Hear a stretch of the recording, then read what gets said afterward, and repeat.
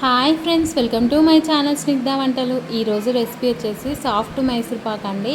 చాలా టేస్టీగా ఉంది, నోట్లో వేయగానే కరిగిపోతుందండి, అంత సాఫ్ట్గా ఉంది. సాఫ్ట్ మైసూర్ పాక్లోకి నేను ఒక చుక్క నెయ్యి కూడా వాడలేదండి. చాలా టేస్టీగా వచ్చింది.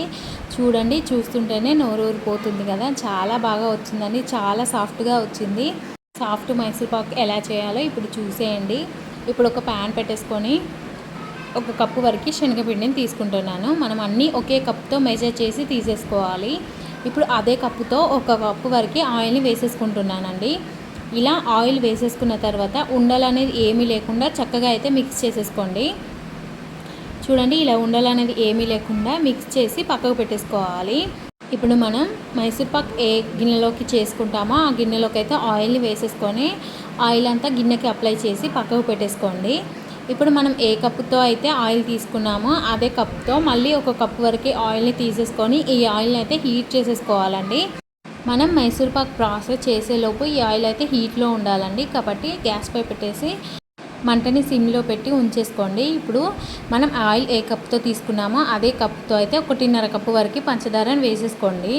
ఇలా పంచదార వేసేసుకున్న తర్వాత ఒక కప్పు వరకు వాటర్ని వేసేసుకోవాలి. ఇలా వాటర్ని వేసేసుకొని మనకి పంచదార కరిగిపోయి తీగపాకం వచ్చేంత వరకు మనం కుక్ చేసేసుకోవాలండి. మనకి తీగపాకం వస్తేనే మైసూర్ పాక్ అనేది బాగా వస్తుంది. చూడండి, ఇలా నేను చూపిస్తున్న విధంగా తీగపాకం అయితే రావాలి.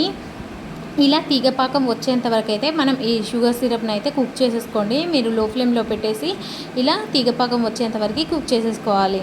ఇలా తీగపాకం వచ్చిన తర్వాత మనం ముందుగా కలిపెట్టుకున్న శనగపిండిని అయితే వేసేసుకోండి. ఇలా వేసేసుకున్న తర్వాత ఉండలు అనేది ఏమీ కట్టకుండా లో ఫ్లేమ్లో పెట్టేసుకొని చక్కగా కలిపేసుకోవాలి. మీరు ఇలా కంటిన్యూగా కలిపేసుకోండి. ఇలా కలిపేసుకున్న తర్వాత మనకి ఆయిల్ అనేది హీట్ అయిపోయి ఉంటుంది కదా, ఇలా ఆయిల్ హీట్ అయిపోయిన ఆయిల్ని మనం ఒక్కొక్క గరిటె చొప్పున ఆయిల్ అంతా కంప్లీట్ అయ్యేంత వరకు మనం వేసేసుకోవాలండి. ఇలా శనగపిండిలోకి ఆయిల్ని వేసేస్తూ మనం కలిపేసుకోవాలి. అసలు ఆపకుండా ఆయిల్ అంతా అయిపోయేంత వరకు ఒక్కొక్క గరిటె చొప్పున అయితే ఆయిల్ని వేసేసుకోండి. అప్పుడే మనకి మైసూర్ పాక్ అనేది సాఫ్ట్గా వచ్చేస్తుందండి. కప్పు ఆయిల్ మనం శనగపిండిలో వేసేసుకున్నాం కదా, కప్పు ఆయిల్ని హీట్ చేసి వేసేసుకుంటున్నాం, సరిపోతుందండి మనకి సాఫ్ట్ మైసూర్ పాక్ కోసం.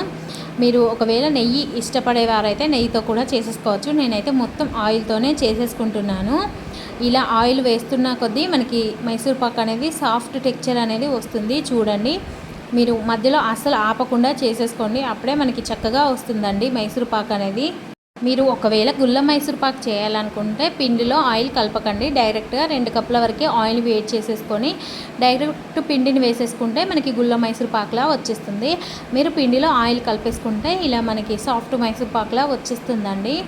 ఆయిల్ వేయడం మొత్తం కంప్లీట్ అయిపోయిన తర్వాత మనం ముందుగా ఆయిల్ వేసి పెట్టుకున్న గిన్నెలోకి ఈ మైసూర్ పాక్ని అయితే వేసేసుకోండి. ఇది కొంచెం హీట్గా ఉన్నప్పుడే ఇలా ఘాట్లు పెట్టేసుకోండి, అప్పుడే మనకి ఈజీగా వచ్చేస్తుంది.